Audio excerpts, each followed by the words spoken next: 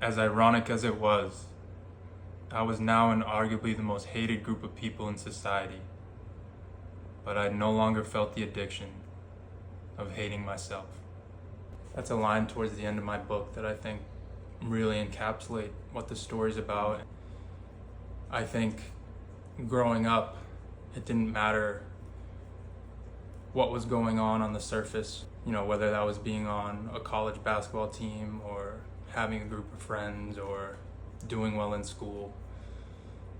I just always felt weighed down by something. I felt like I was walking around with a backpack full of bricks wherever I went, and I didn't know what it was at the time, but it was all the pain from when I was younger that I had held on to and didn't process, and it was the core beliefs that had become my identity of me feeling not good enough or unable to measure up. And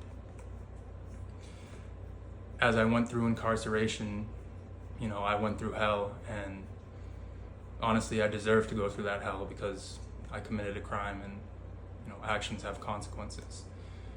But along the way, I was fortunate enough to go through some intense therapy and do deep self-reflection, and I was able to gain perspective on myself and the world and human beings, and it led me to a path of healing, a path of finding myself, and ultimately I found self-love and self-belief for really the first time in my life. And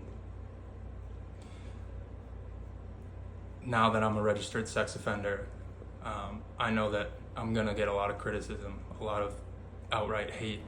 At the same time, with all of that, I feel better about myself now than I ever have. And I think that just shows that when you can get somewhere internally, what's going on the outside doesn't matter as much. If you're someone like me that's made a big mistake, I'd encourage you to do everything in your power to figure out how you can grow from it, own it, and change. You should hate the thing that you've done, the mistake that you've made, but you should never hate who you are. If you want to read more about my story, again, I'm honored for anyone with an open mind and an open heart. Thank you.